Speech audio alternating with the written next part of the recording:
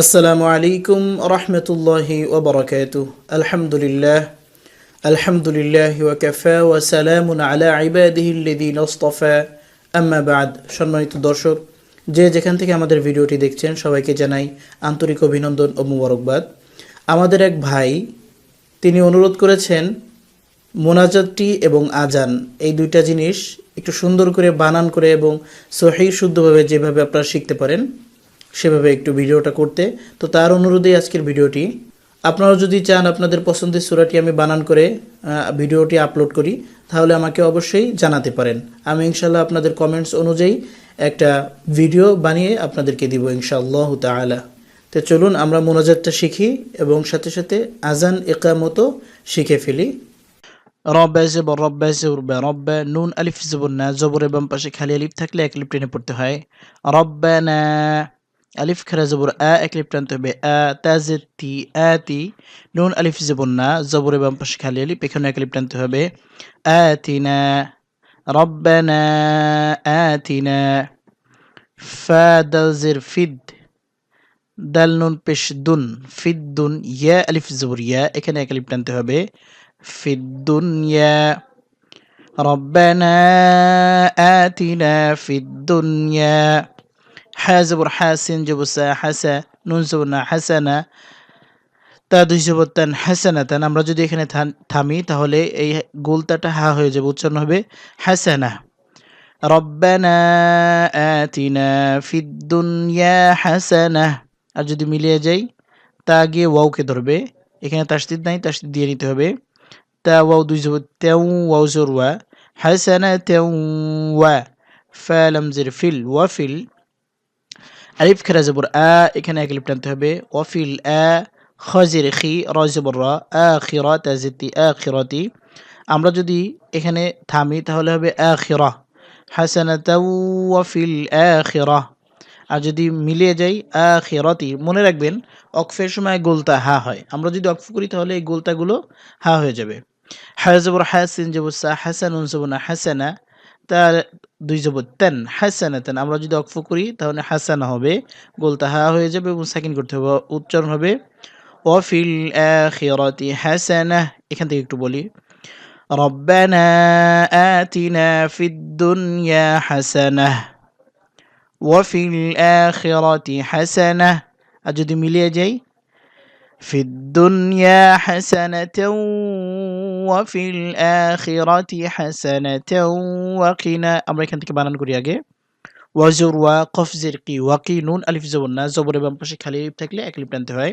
ওয়াকিনা, আইন জবর আ, দাল আলিফ জবর দা, জবরের বাম পাশে খালি আলিফ থাকলে এক আলিফ টানতে হবে। আযা, বা নুন জবর বেন, নুনে তাসদীদ গুন্না করতে হবে, ওয়াজিব গুন্না।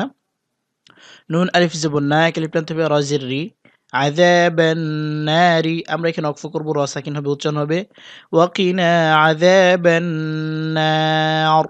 পুরো আয়াতটা বলি, এটা একটা কোরআনের আয়াত আর কি, সূরা বাকারা আছে 2 পারা 10 নম্বর পৃষ্ঠায় এটা আছে।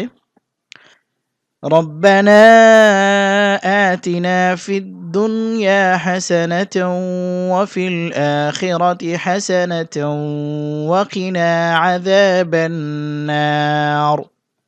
এই মোনাজাতটির অর্থ আমি আপনাদেরকে বলে দিচ্ছি। রব্বানা শব্দের অর্থ হে আমাদের প্রভু বা প্রতিপালক, আতিনা ফিদ দুনিয়া হাসানা, আমাদেরকে দুনিয়ায় সর্বোত্তম কল্যাণ দান করো, অফিল আখিরাতি হাসানা, এবং আখিরাতে সর্বোত্তম কল্যাণ দান করো, ওয়াকিনা আযাবান নার, এবং আগুনের আযাব হতে আমাদেরকে রক্ষা করো। খুবই চমৎকার একটি দোয়া, মোনাজাত আল্লাহ তাআলা আমাদেরকে শিখিয়েছেন কোরআনের মাধ্যমে। আলিফ লাম জবর আল্লাম খারা জবর আল্লাহ, আল্লাহ, আল্লাহ শব্দের উপরে জবর থাকলে আল্লাহ শব্দকে পোর করে পড়তে হয়। আল্লাহ, আল্লাহ বলা যাবে না, আল্লাহু আকবার বললে ভুল হবে, এখানে আল্লাহ বলতে হবে, হ্যাঁ পেশু আল্লাহ। আলিফ কাফ জবর এক, বা র জবর বার, একবার, র পোর করতে হবে। আবার অনেকে কাফের জায়গায় গয়েন বলে, একবার বলে বা অন্য কিছু বলে, এটা সম্পূর্ণ গলত হবে, এখানে বলতে হবে একবার, র পোর করতে হবে, আল্লাহু আকবার।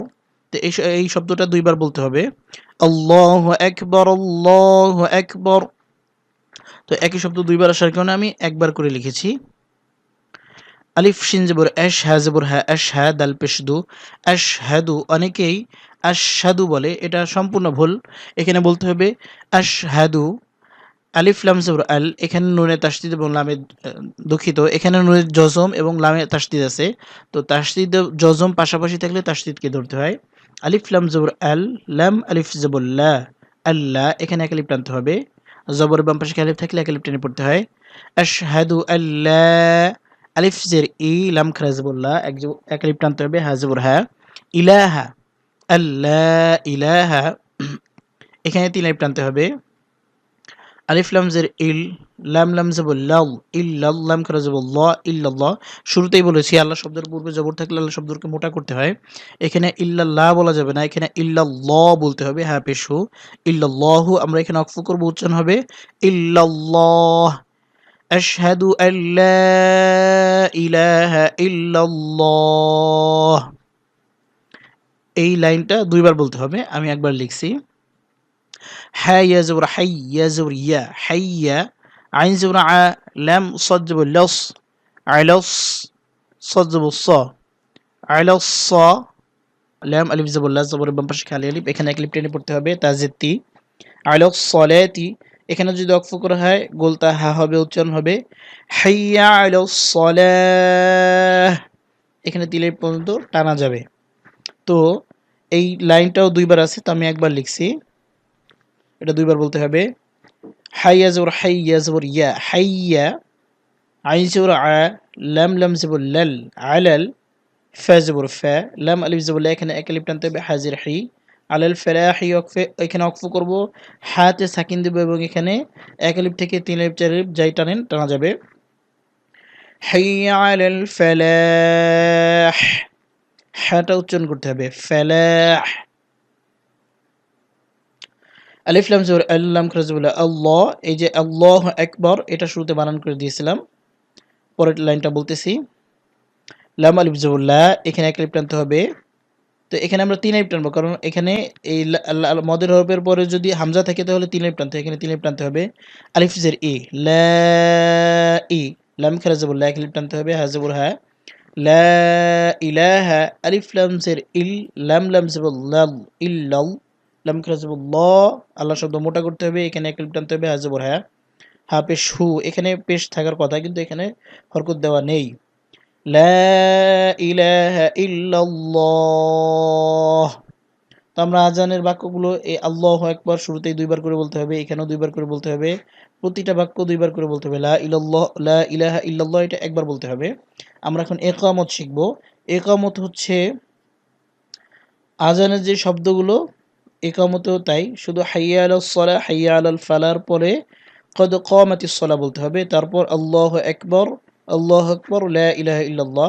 আর ইকামতের সময় একটা জিনিস মনে রাখতে হবে, প্রতিটা লাইন সাকিন করতে হবে, এটা হচ্ছে সুন্নাত। এটা বলে দিচ্ছি। কফ দাল জবর কদে, দালে কলকলা করতে হবে কদে, কফ আলিফ জবর ক, এখানে এক আলিফ টানতে হবে। কদে ক, মিম জবর মা, তা সদ তিয়স, কদ কামাতিস সদ জবর স, কদ কামাতিস স, লাম আলিফ জবর লা, এখানে টানতে হবে তা পেশ তু। কদ কামাতিস সলাতু, আমরা এখানে কদ কামাতিস সলাহ বলবো, অক্ফ করব, অক্ফের সময় গোলতাগুলো হা হয়ে যায়, এই জন্য এখানে বলতে হবে সলাহ, এটা আমরা মনে রাখবো। আল্লাহ তাআলা আমাদেরকে সহিহ শুদ্ধভাবে আজান এবং ইকামত দেওয়ার তৌফিক দান করুক, আমিন।